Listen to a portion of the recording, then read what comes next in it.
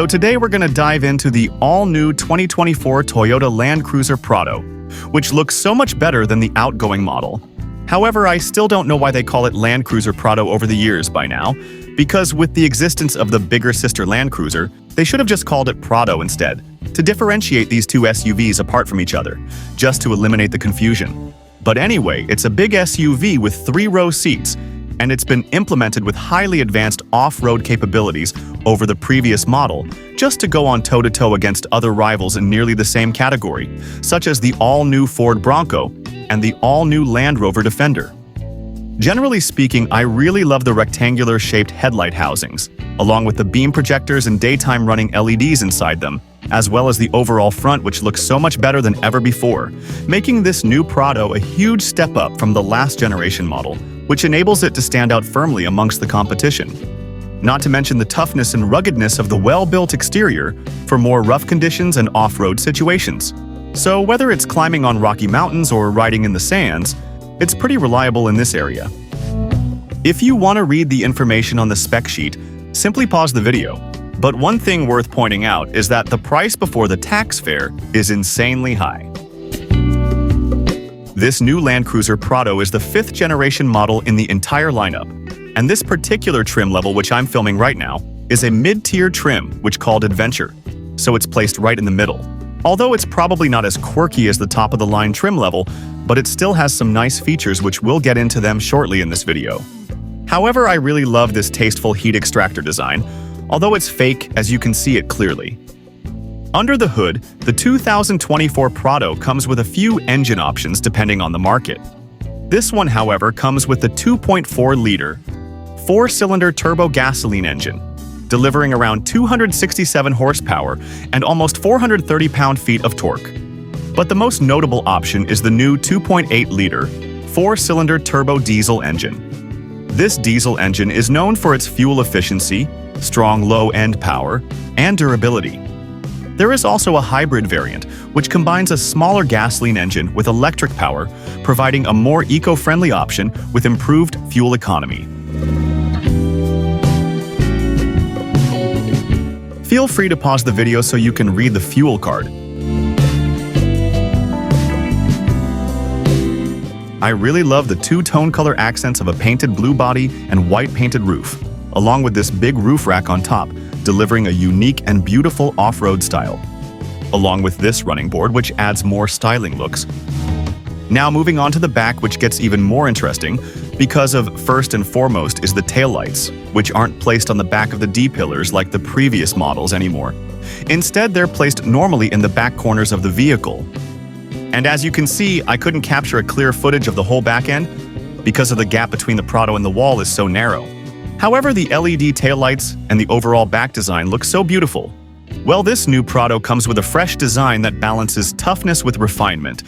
Its robust, boxy shape signals its off-road heritage, while modern elements like slim LED headlights, a new front grille, and sharper body lines give it a more contemporary appearance.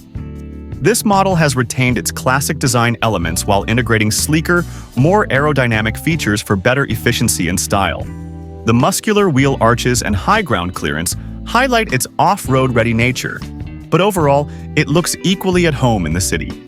And as you can see, there's a small camera tucked under the roof spoiler for more rear visibility while driving, instead of relying on the regular rear view mirror, which also features a built-in LED screen inside it anyway. And there's also another back camera which placed in front of the nameplate, made for backing up visibility when throwing in reverse, and it's being displayed on the infotainment touchscreen. Too bad that I couldn't open the tailgate to show you the cargo capacity of the storage, but let us know your thoughts about the overall exterior design down in the comments. Personally, I absolutely love the whole new design of this Prado for sure, so I might consider getting a hybrid variant of it for my off-road trips back in the States. And in case you want to know more about the Grand Trek tires dimensions, they are 265 on the width, 65 series sidewall, and 18 inches, which isn't really the best for off-road trips, but it'll get the job done. And even this alloy wheel looks pretty plain, so it isn't something special at all, but it's not really a deal breaker since it's going to collect a good amount of dust and mud anyways. Moving inside the front seat by starting off with the door panel, which looks pretty basic with some design to say the least. But at the same time, it's been implemented with a soft touch injection of a high-quality leather and plastic all over it. And with a beautiful control panel of switches and memory seat buttons as well.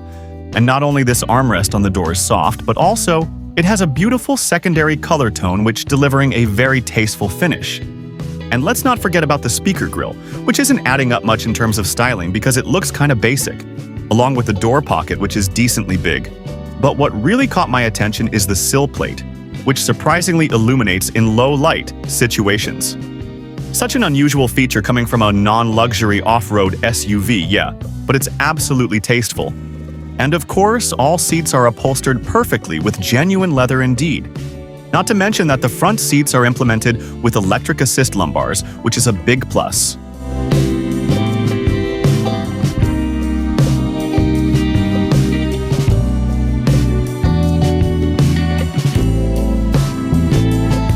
Inside the 2024 Prado, the cabin is significantly upgraded as you can see.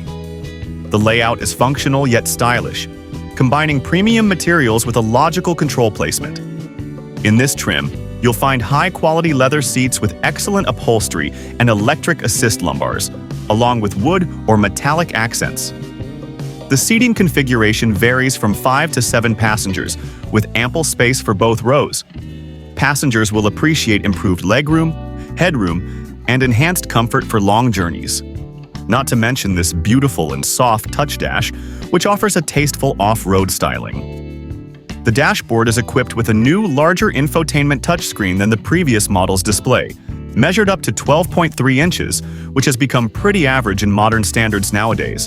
And it's also supporting both Apple CarPlay and Android Auto. Higher trims include options such as heated and ventilated seats, premium sound systems, and a sunroof, which is also included in this Prado as well, making the Prado more luxurious than its predecessors. Even the center stack has been notably upgraded as well.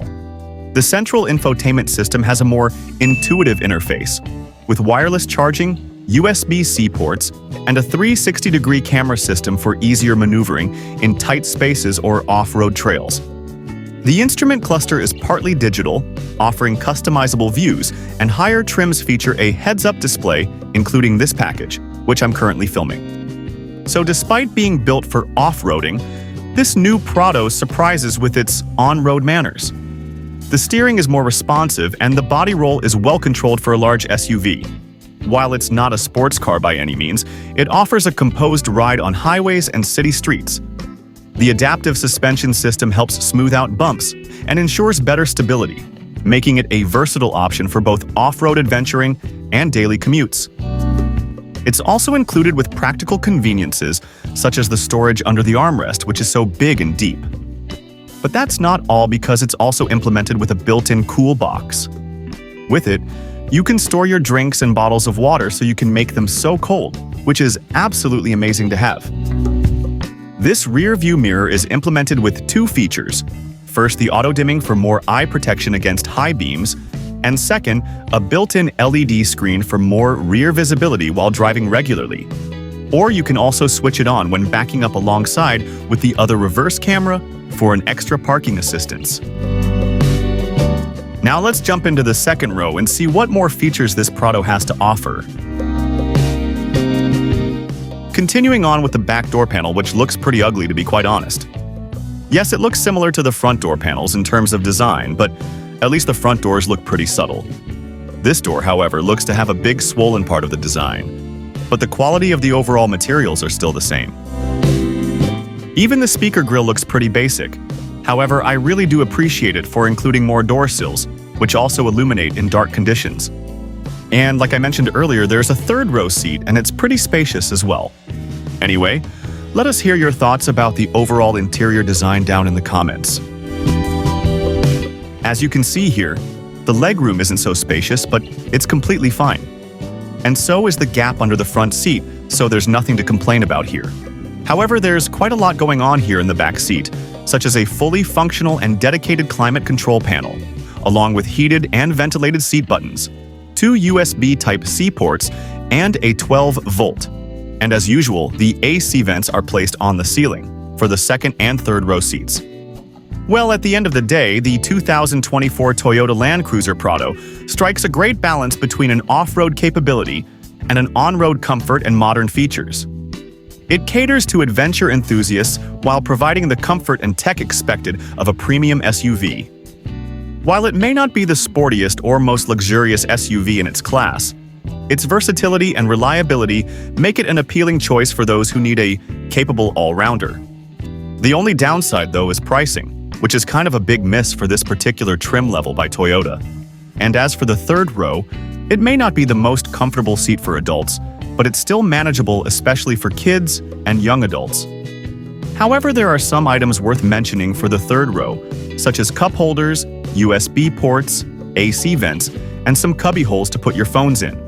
And finally, a cargo storage which is relatively big for a couple of travel bags and a wheelchair, and I think that wraps up pretty much everything. But before I go, I just wanted to say that I'm totally disappointed in the YouTube algorithm and the viewers from the last video. So please hit the like button if you enjoyed watching and consider subscribing to this channel. So thank you so much for watching. I'm Liam, and I'll see you next time. Peace.